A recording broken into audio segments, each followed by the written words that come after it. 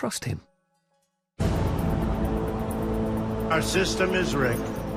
Anyone who challenges their control is deemed a sexist, a racist, a xenophobe, and morally deformed. Conspiracy theories are at the heart of this American presidential election. This is a conspiracy against you, the American people.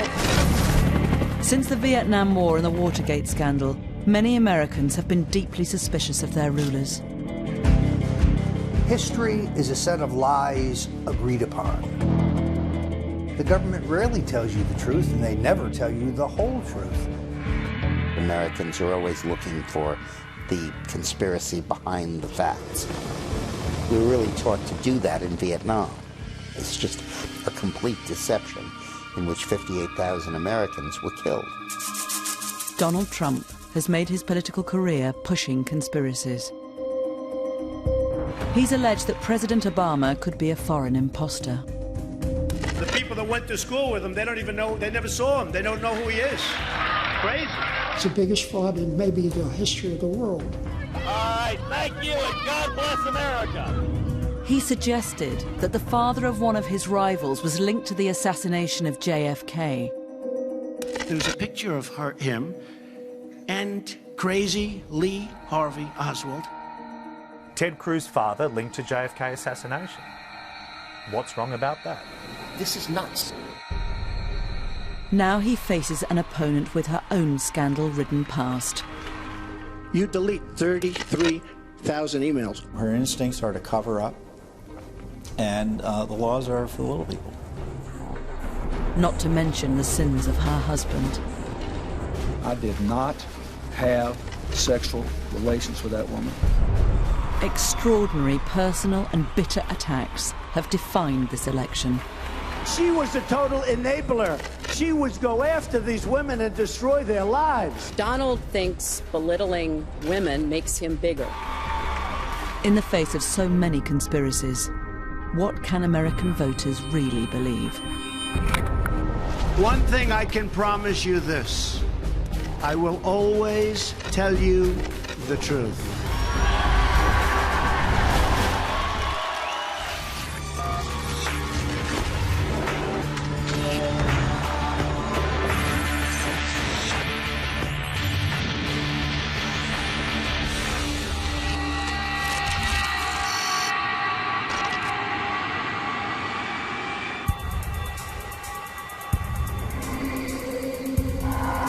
Prepared to take the oath, Senator? I am. In January 2009, Barack Obama was sworn into office as America's first ever black president. That I will... Barack Hussein Obama is not the most common name in the United States. Born to a white Kansan woman and a Kenyan African father, raised by his grandparents in Hawaii. All of those things scream exotic. Congratulations, Mr. President. Obama became the center of a conspiracy theory. The claim that he was born outside the US and was not entitled to be president.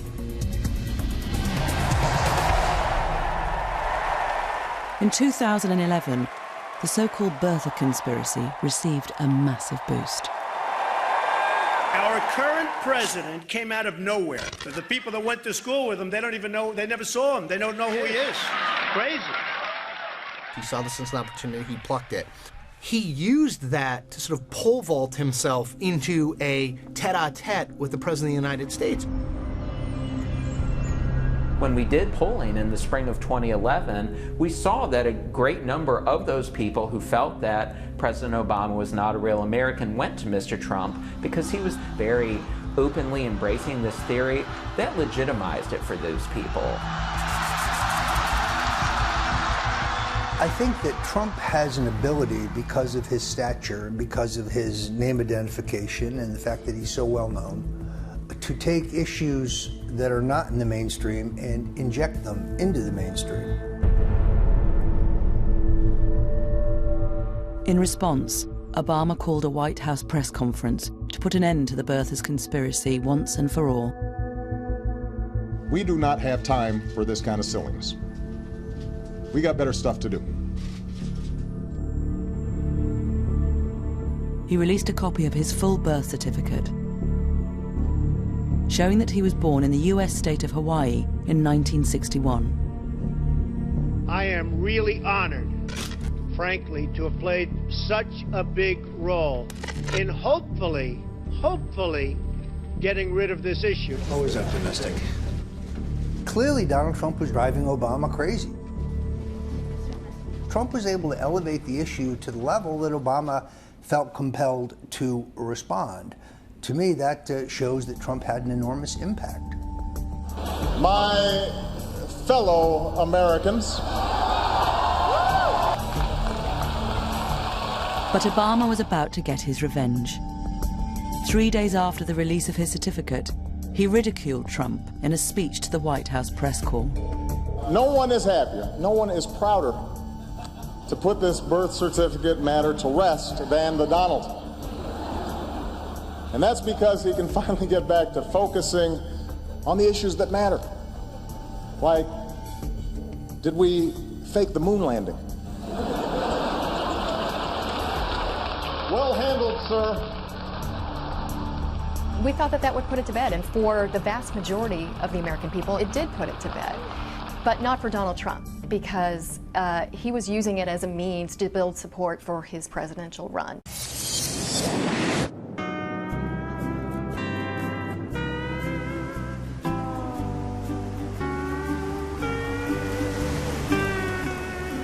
If Obama thought the release of his birth certificate would kill the conspiracy, he was about to get a shock.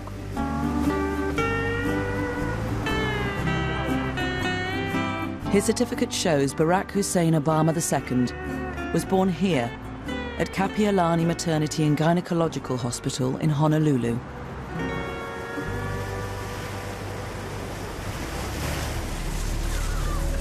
But within days, it was labeled a fake. And leading the charge was the recently humiliated property tycoon and reality TV star, Donald Trump. He is a citizen. He produced that long-form birth certificate. Well, a lot of people don't agree with you, and a lot of people feel it wasn't a proper certificate. Orly Tates is a Californian dentist, originally from Moldova, and a leading light in the birther movement. She believes she found a mistake in how Obama's father's race was recorded and thinks it indicates forgery. This is so bad. It's like it's done by a retarded 5-year-old. In those years, in 1961, when they were describing races on birth certificate, they would put white, Asian, or Negro, or black. In Barack Obama's alleged birth certificate on this piece of garbage, they're saying African. Well, they didn't use the word African. This is not linguistics of 1961 that was created today using the wording of today.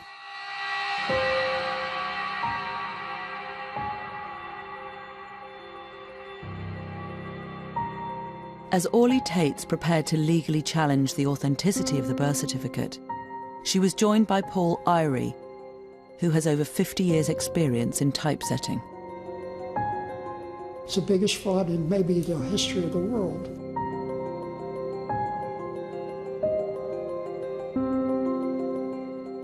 He says there is evidence that the certificate was forged on a computer.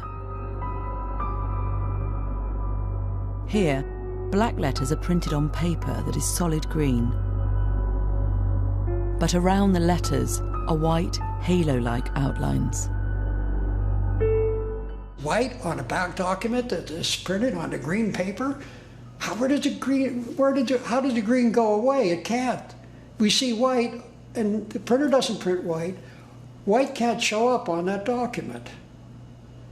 And that is proof by itself, beyond a question. Numerous legal challenges over the birth certificate have all been thrown out. But the birthers are not giving up. I've been accused of being wacko. I don't present evidence to people that's a lie. I concoct it. Look, I'm a Christian. I don't lie. I'm known for that. Donald Trump claimed he was so concerned that he was also investigating Obama's birth certificate.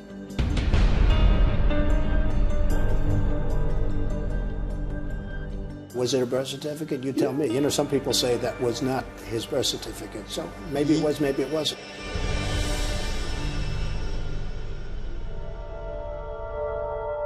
So just how credible is the evidence that the certificate is a fake? Ivan Zatkovich is a court-recognized technology witness who has forensically examined the halo effect. He separated the digital file released by the White House into 9 different layers. From this, he deduced it was a scan of the original birth certificate, produced using OCR, an optical character recognition program. One of the things that OCR software does to enhance the edges is to create contrast enhancement. Contrast enhancement has multiple effects. It will make the black text blacker. It will make the background slightly lighter, sometimes causing what's called a halo effect. Purely based on the evidence of that PDF itself, I would be probably 80 to 95% confident that the layers were produced by simple contrast enhancement and OCR. The theories of the forgeries are easy to disprove.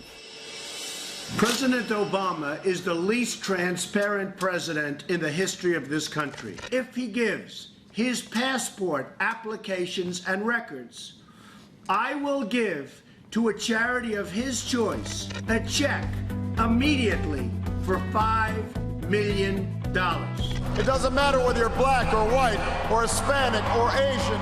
Obama didn't take Trump up on his offer and went on to get re-elected in 2012. Gay or straight, you can make it here in America if you're willing to try.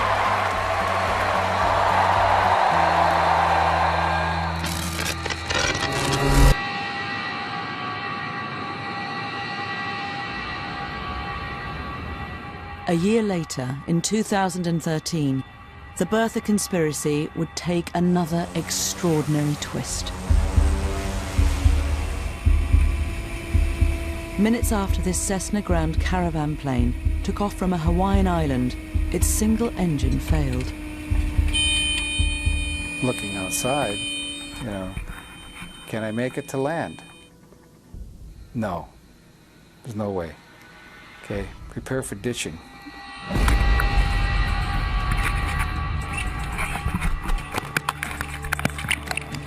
All 8 passengers and the pilot struggled to stay afloat for almost 2 hours before rescue.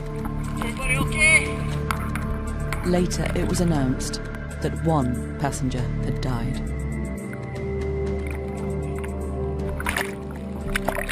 Loretta Fuddy was the Hawaiian health official who had authenticated Barack Obama's birth certificate. I had no idea who Loretta Fuddy was. None.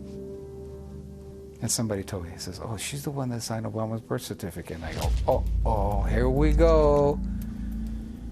The village idiots are going to be coming out in force. Sure enough. Shortly after Donald Trump heard the news, he took to Twitter and wrote, "How amazing. The state health director who verified copies of Obama's birth certificate died in plane crash today. All others lived." The director of health who had the birth certificate died today and everybody else lived. What does that mean? Neil Abercrombie appointed Loretta Fuddy while he was the governor of Hawaii. The implication of that tweet is that she's dead and that somehow is connected to the President of the United States in some ill-conceived and misbegotten attempt to prove where he was born. That is it goes beyond an individual sickness.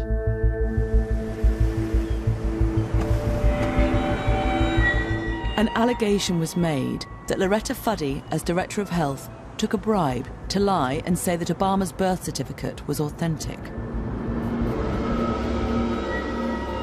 Bertha Doug Voigt claims he found evidence in her financial records that her debts were being paid off at a rate exceeding her official income. If she paid off $70,000 worth of debt with lowered mortgage and credit card stuff, then where'd the extra money come from? She's short at least $50,000.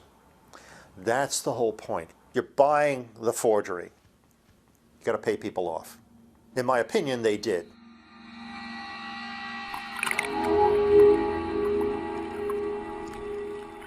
The timing of her death made Voigt suspicious, because the previous week he'd told a radio show what he thought he'd found out about her. 1 week she was dead after I did that interview. The last person on earth who would be involved in such a sordid affair, like taking money to forge a birth certificate, would be Loretta Fuddy. Is a sad commentary on the desperateness that some people have in them, the sickness that they have in them over the fact that a black man is president of the United States. Former Governor Abercrombie is a personal friend of Barack Obama. Voigt believes that Abercrombie masterminded the whole deception, and it was he who involved Loretta Fuddy in the plot. By bumping her off, they don't have that link to Abercrombie and the president. The big guys who paid for this conspiracy, they start killing off everybody below them who gets close, who could lead to them. That's what usually happens. That's what plausible deniability is all about.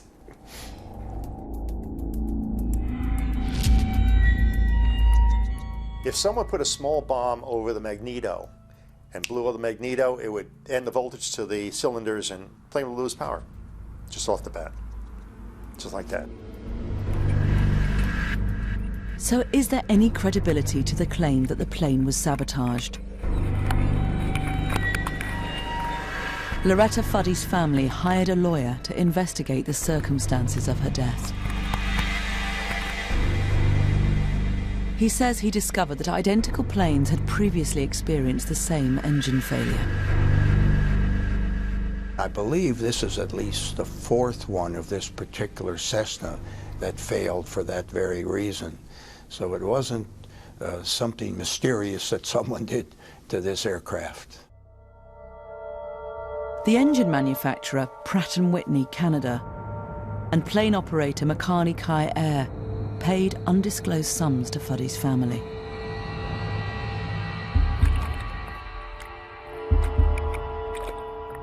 Fuddy's autopsy revealed the cause of death was heart failure, as she struggled to stay afloat in the water. Her family's lawyer found no evidence of suspicious payments in her accounts. But these facts are not enough to persuade the most committed birthers. I don't believe them as far as I can throw them. Got the picture? It's like Churchill not believing a word that came out of Hitler's mouth. Same thing. Good analogy? Got it.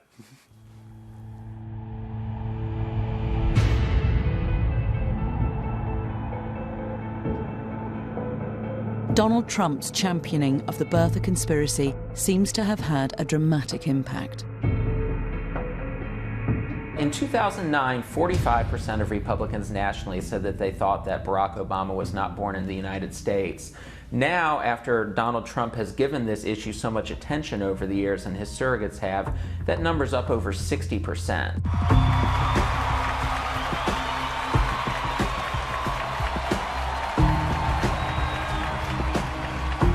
Ironically, Trump himself had gone as far as he could with the birther movement and put the whole thing to bed earlier this year.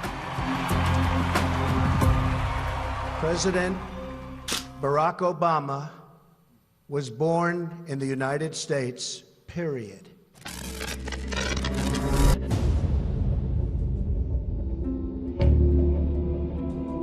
One event, more than any other in recent American history, has become a fertile breeding ground for conspiracy theories.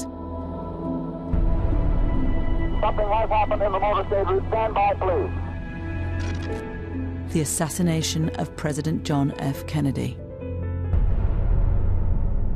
The official investigation ruled that Lee Harvey Oswald was the killer, acting on his own. Many Americans have just never bought the story.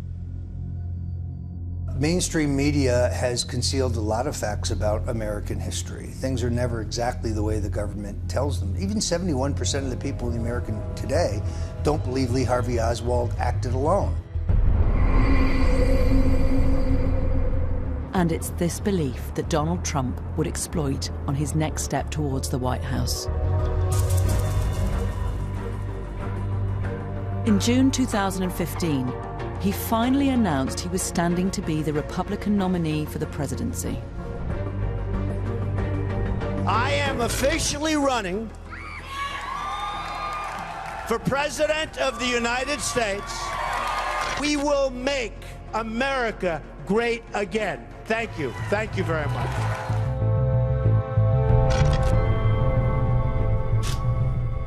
Trump's biggest challenger was Senator Ted Cruz from Texas. An evangelical Christian, an arch conservative, Cruz traded on his honesty and integrity. Do we support a campaign that is based on yelling and screaming and cursing and insults? Or do we support a campaign that is a positive, optimistic, forward-looking, conservative campaign? We have lying Ted Cruz. I have to be honest. These people that I'm dealing with are the worst people. He called Ted Cruz Lion Ted, said he puts his hand on the Bible, takes it off, and then he lies and lies and lies. And oh my gosh, that was Ted Cruz. That is, I don't care about rough tactics. I don't like liars. Along with these attacks, it wasn't long before Trump jumped on yet another conspiracy theory. This time, it was linked to Cruz's father.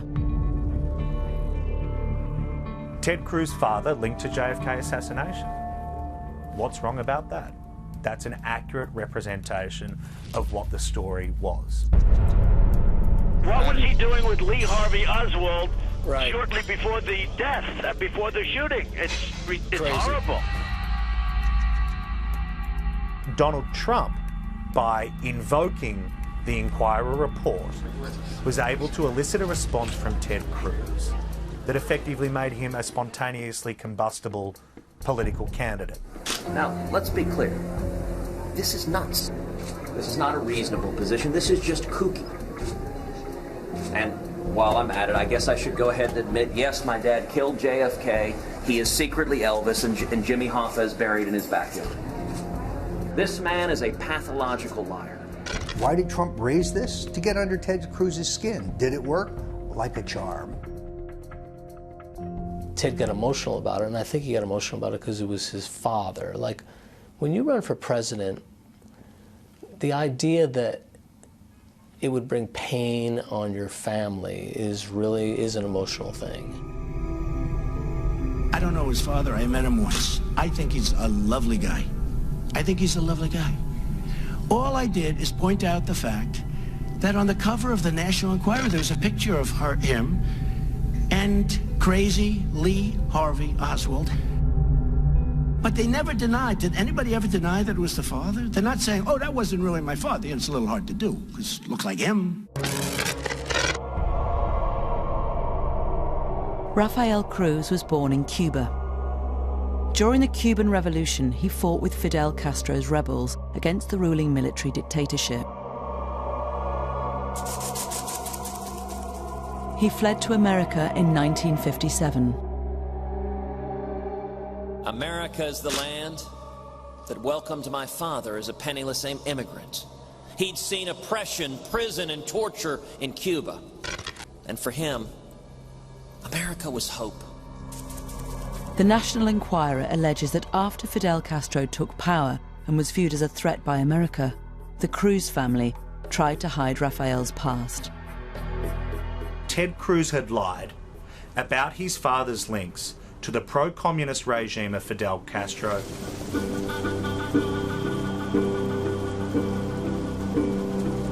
It was investigative journalist Wayne Madsen who first looked into Rafael Cruz's background in detail. He believes the photograph is evidence of a much deeper conspiracy. He identified the similarities between Rafael Cruz and the man beside JFK's killer. He's never told anybody where he was on August the 16th, 1963, although there's some photographic evidence that would show that there's a guy that looked an awful lot like him standing there with Lee Harvey Oswald on August the 16th, 1963. But it's a yes or no. It's a simple question which he's never answered. After a return visit to Cuba, Rafael Cruz claimed he became disillusioned with Fidel Castro's brand of communism. We all thought he was the solution to the dictatorship that was in Cuba. We were all fooled.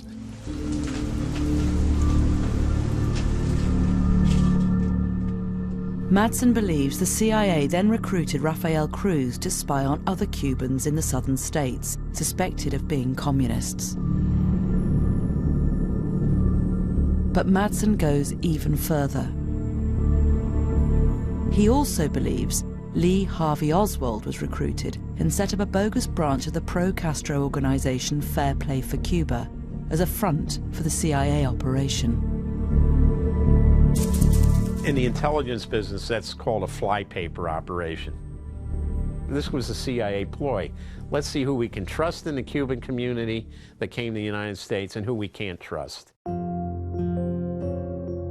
In this footage, Oswald is handing out Fair Play for Cuba leaflets with a man Madsen believes is his CIA partner, Rafael Cruz. I think that was him, standing there with Oswald. Madsen also claims Rafael Cruz fled the country rather than face an investigation.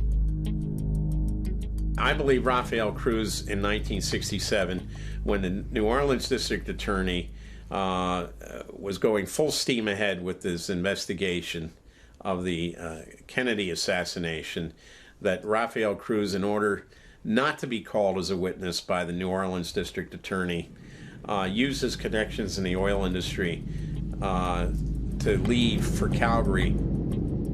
Rafael Cruz denies he was in New Orleans at the time and has called the claims ludicrous.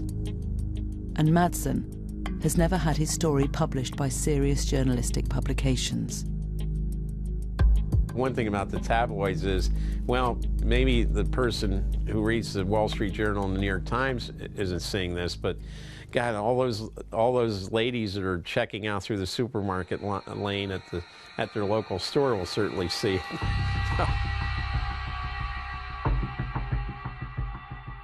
But is the evidence that Rafael Cruz was with JFK's killer credible? Garbage. Garbage. You know, I think that's the problem. It's easy to throw garbage into the middle of our national political conversation now in a way that it never was before. Even the National Enquirer couldn't be certain it was Rafael Cruz, despite their dramatic headline. In our article, we actually discounted the story to some extent. We said that there were some experts who said that they couldn't conclusively identify one way or the other if indeed the man in the photograph was Ted Cruz's father. 99% of their publication, it's all fabrication. I guess you could call it entertainment for the conspiracy-minded. There's just no evidence that Rafael was anywhere near Lee Harvey Oswald, so no, it's just bogus. But the damage was done. I've said that I would continue on as long as there was a viable path to victory. Tonight, I'm sorry to say, It appears that path has been foreclosed. I humbly and gratefully accept your nomination for the presidency of the United States.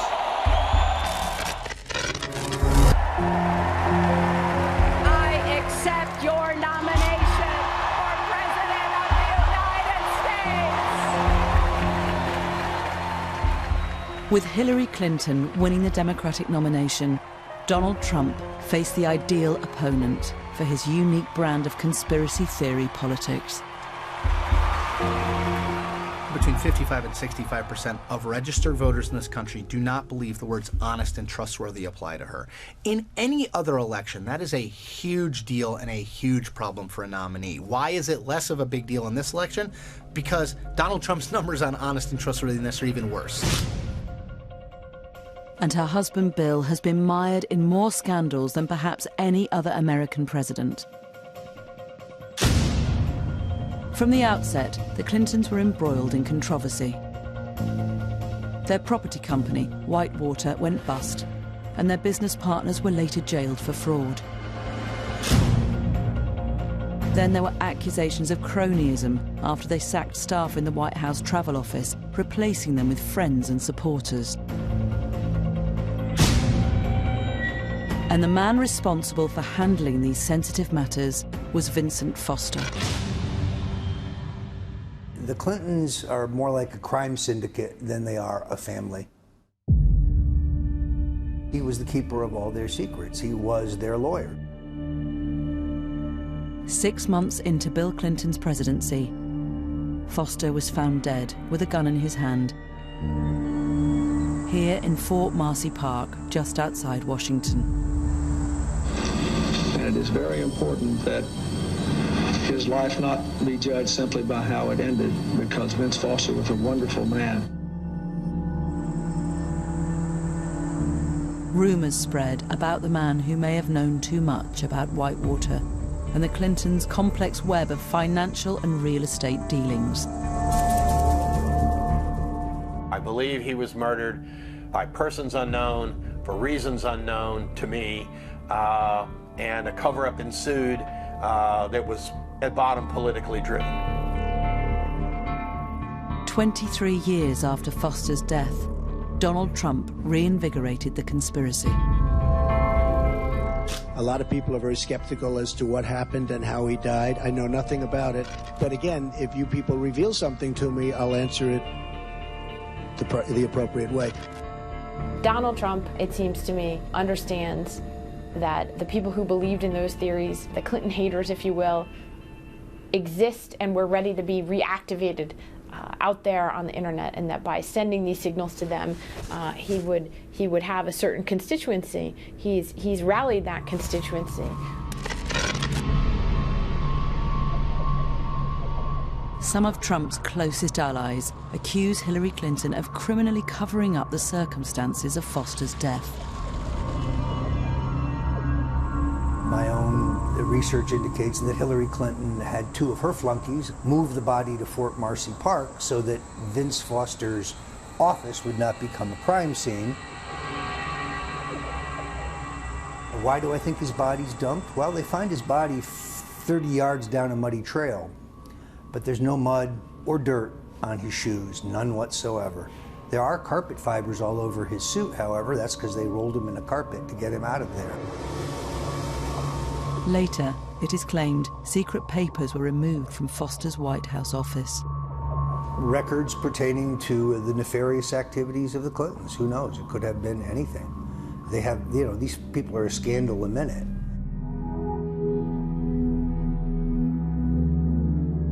This suicide note has been the source of many claims that Foster's death is suspicious. I agree with Donald Trump when he claimed that he believes this to be fishy. This note is fishy, and it does stink to the high heaven. Confusion exists about exactly how it was found. A police team searched Foster's office 2 days after he was found dead. White House lawyer Bernard Nussbaum says he searched Foster's briefcase and told a police officer there was nothing in it. He definitely indicated that the briefcase was empty, and then again spread the opening wide and looked in it a second time. 3 days later, the note was found by a White House staff member in the same briefcase, torn into 27 pieces, despite Nussbaum's claim that it had been empty. If the note had been in the bottom of that briefcase, he would have seen it.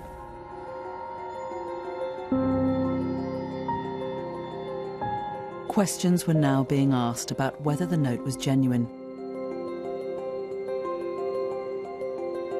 Handwriting expert Ronald Rice examined a copy of it in 1995 for a political newsletter. The more I looked at it, the more I studied it, the more I slept on it, the more this, the more that. I just could not come to the conclusion that the note was in fact authentic. Rice managed to obtain earlier samples of Foster's handwriting in order to compare them to the suicide note.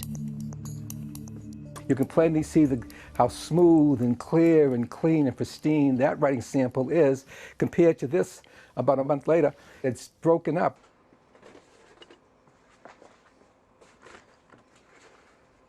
We have two words which read Clinton, Clintons, plural. You can plainly see on the known Vincent Foster, capital C is different from the question capital C. The I in the N is quite different from the I in the N created in the question suicide note. The T is obvious. This is the known T. This is supposed to be the stem in the question document of Clinton. So we have in excess of 14 points of dissimilarity. Not similarity, dissimilarity. For Rice, this means only one thing: forgery. On a scale of 1 to 10, probably a 2, amateuristic, sloppy. I've seen better by kids.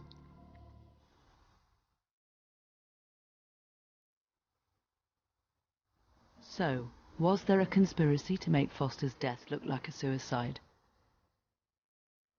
Official investigations found that Foster shot himself in the mouth, resulting in an exit wound in the back of his head.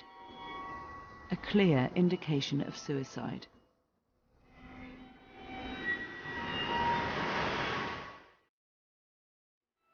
But citizen investigator Hugh Sprunt found a document which convinces him of foul play. We found the medical examiner's report, which is a 2-page report. It's a Virginia medical report. It's a report by Dr. Howe. Sprunt believes that in the report the location of the exit wound on Foster's body has been altered. You look at the word that looked like it was kind of eliminated. It's 4 letters. Could it be neck? An exit wound in the neck could suggest an alternative to suicide. And Sprunt discovered a second reference to the neck. Whoever did the alteration, because clearly it was altered, didn't notice the word neck on page 2, so the document as it officially exists is completely inconsistent because of the alteration. I believe he came to grief elsewhere. I believe, in fact, he was murdered elsewhere.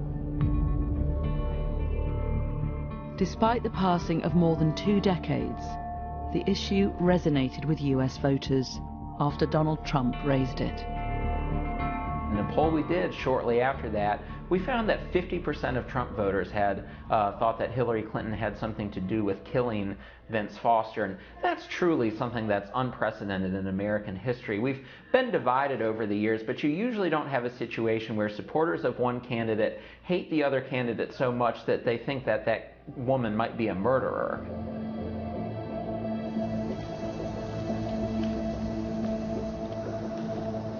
Dr. Donald Hout was the only medical examiner to inspect Foster's body in Fort Marcy Park. This is the first time he has returned to the scene since that day in 1993. There's one of the cannons. See it? See it?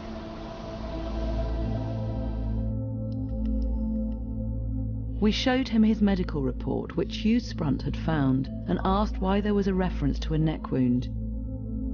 He says it is a record of what police initially told him before he examined the body. That was what was reported to me, but not what I saw. That was what was reported to me, but that, in my opinion, was incorrect. I observed no neck wound. Dr. Hout also rejects conspiracy theories that Foster did not die in the park, or that there was foul play. Donald Trump said that the outcome was rather fishy or uncertain, but there was no uncertainty about it whatsoever at all. Without question, he killed himself, yes, without question.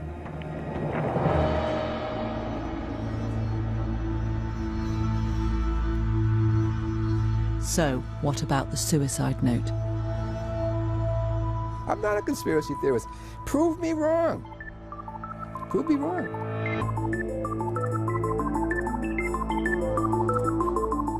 We asked another handwriting examiner to compare the same samples of Vincent Foster's earlier handwriting with the suicide note. It's not a forgery because there's too many similarities. I don't think anybody can recreate this baseline without knowing how he held a pen and the angle of the pen and where his fingers were held. And then that alone is hard enough to recreate. But to do it in the same words, it's not possible. I've never seen it done like that. I'm completely confident, and I would take an oath in a court, that the suicide note was performed by the same writer who wrote the known writings.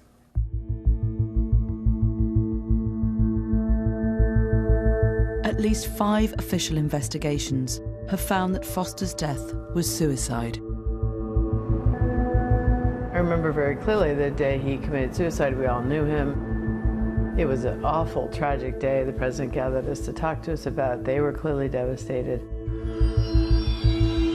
I think he was just a deeply troubled man who felt he'd let the White House down, and with tragic consequences. It's as simple as that. And it's a tragedy, and conspiracy theorists often have zero basis in fact, and this is one of them.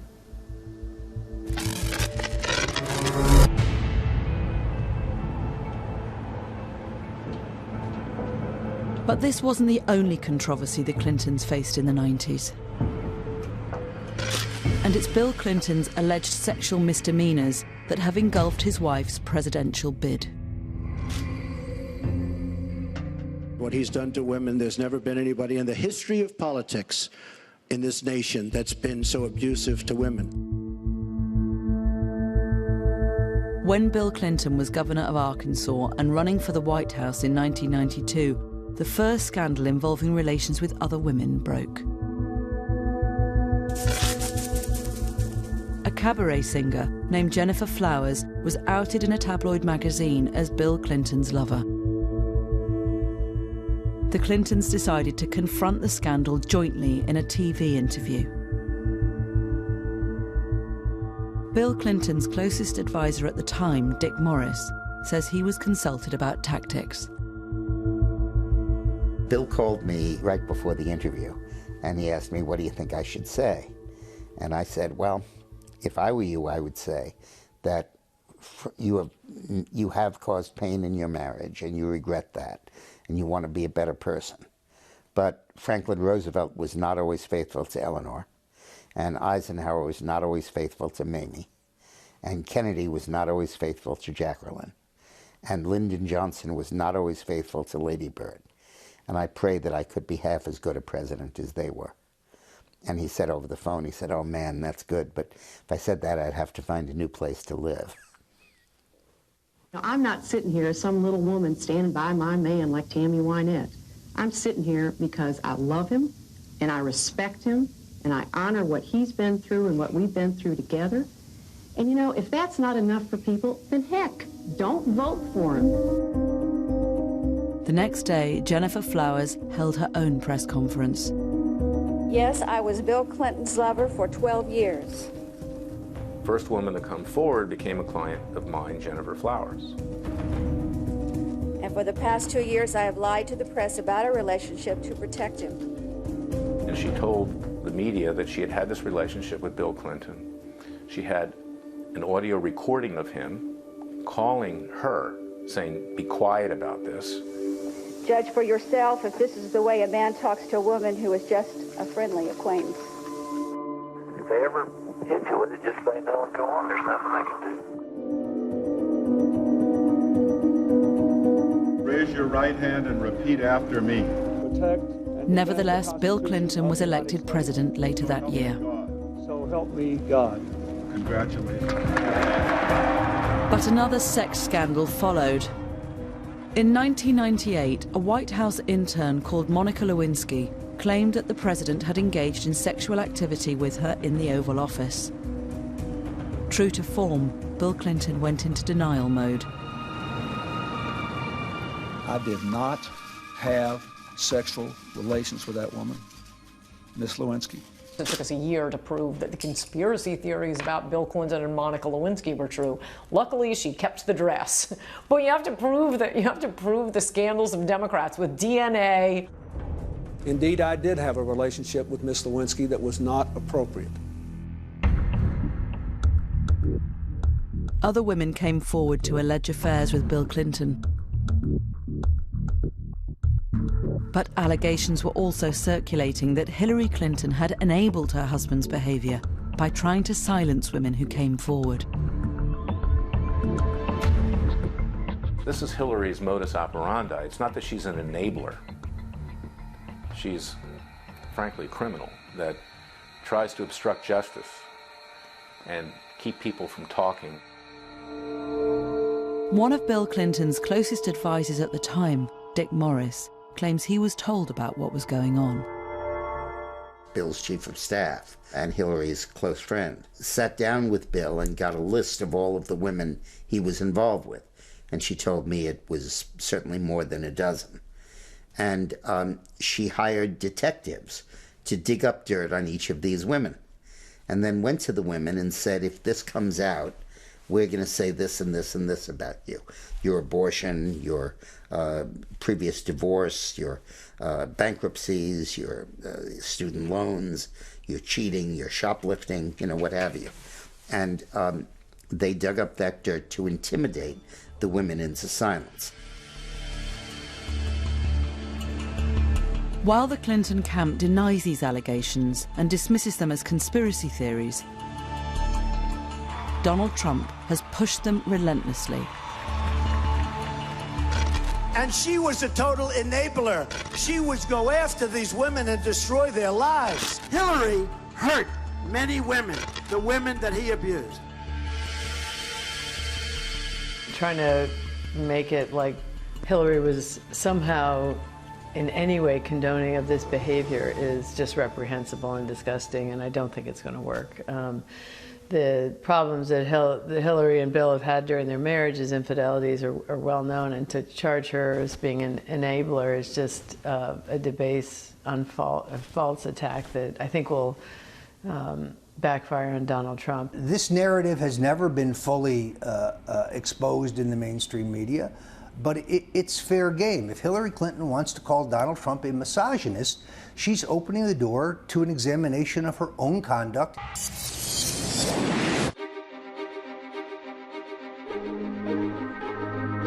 The scandals surrounding Hillary Clinton can sometimes seem endless. The most recent concerned her period as Secretary of State under President Obama.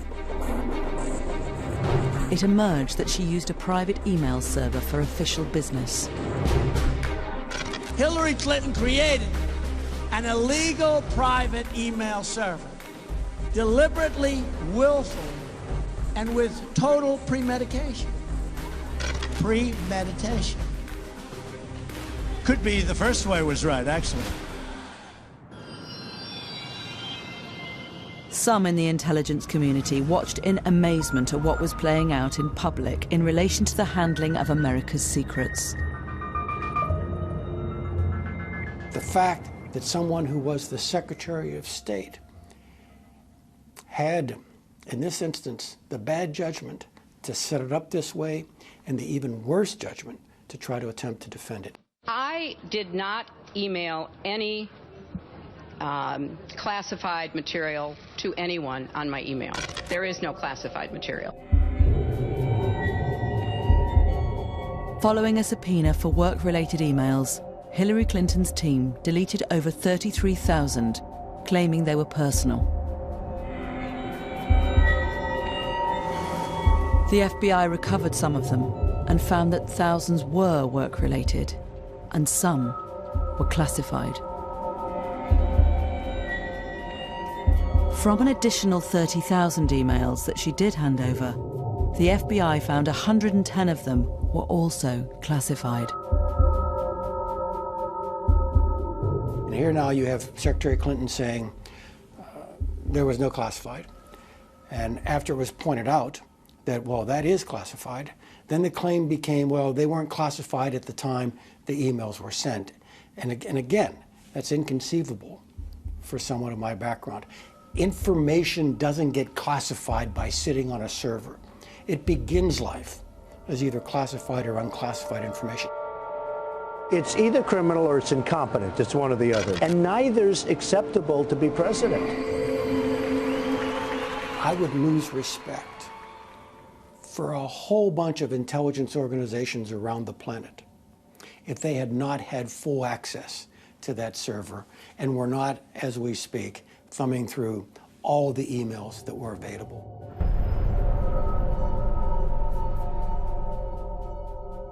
At the end of the original year-long investigation, the FBI said it would not prosecute Clinton, despite some damning revelations. There is evidence that they were extremely careless in their handling of very sensitive, highly classified information. We found no evidence that any of the additional work-related emails were intentionally deleted in an effort to conceal them in some way. There has never been anything like this where emails and you get a subpoena, and after getting the subpoena, you delete 33,000 emails. It's just awfully good that someone with the temperament of Donald Trump is not in charge of the law in our country. Because you'd be in jail. In a democratic republic, we have laws that govern the use of government computers and making sure that the public has a record of what you're doing in office. And she didn't want the public to have that record. Donald Trump is trying to desperately find anything that he can put out there to cause doubt in Hillary's honesty and integrity, and so he's going to keep harping on this, drip, drip, drip, with no basis for really any investigations or criminal activity, but he's grasping at straws because he can't run on anything other than fear and conspiracy theories.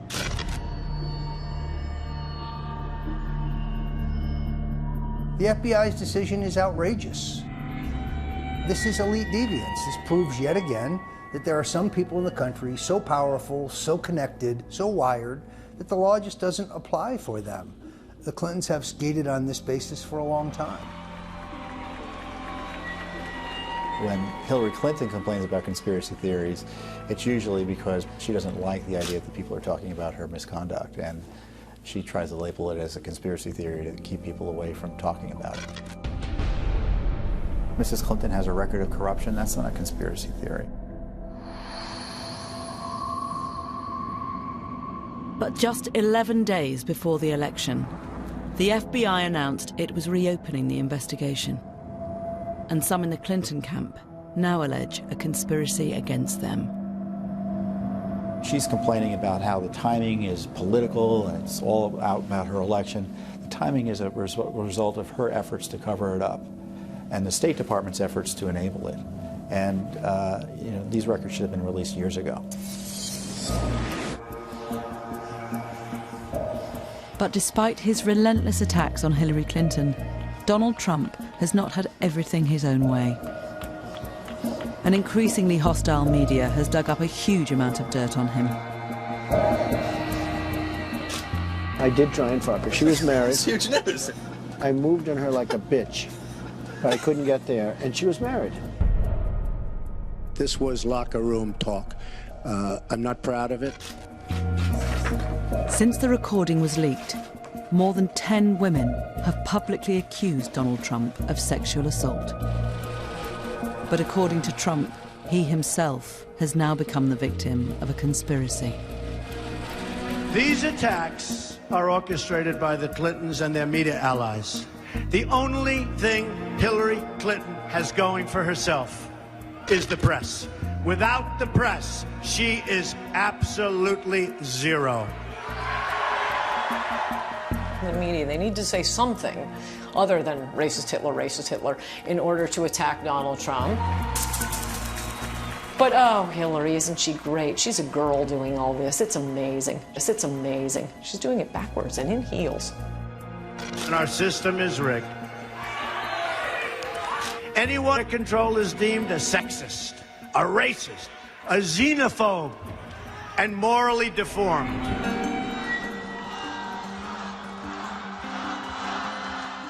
Trump is even implying that if he loses, he will be the victim of the ultimate political conspiracy, electoral fraud. I hear these horror shows, and we have to make sure that this election is not stolen from us and is not taken away from us. What he's doing is creating a set of circumstances. Elections rigged, the media is against me, these polls are, leading people astray. That allows him on November 9th, if he does lose, to say, well, of course, I lost. I will totally accept the results of this great and historic presidential election if I win. Trump supporters argue he speaks for many millions of Americans who feel failed by a corrupt political establishment. Donald Trump is no conspiracy theorist. He's no wacko. He represents a fundamental force that's sweeping the United States. I take all of these slings and arrows gladly for you.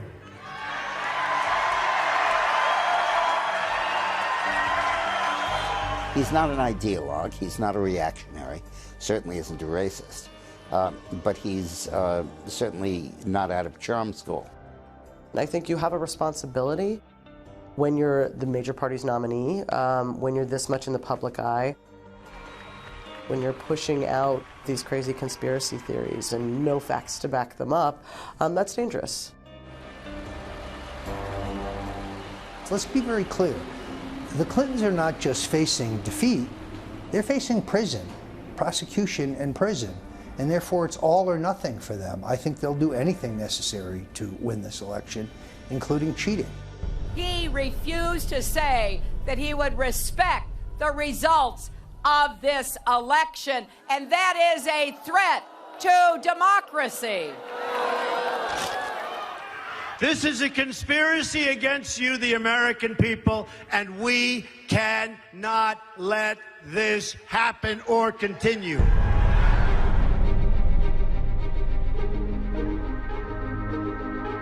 Panorama meets some of those who fear what Trump as president would mean for them, available on BBC iPlayer, and who will be supporting Donald. Radio 4 meets the unswayables, Trump's loyal army, available online. Now, had you been watching BBC One, you'd have seen Lord Sugar fire another candidate. Perhaps tonight was a surprise. You're fired next.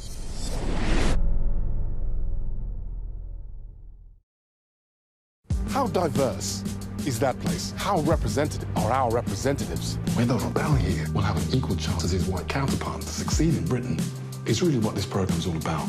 Could he actually dare to be a Prime Minister? Will Britain ever have a black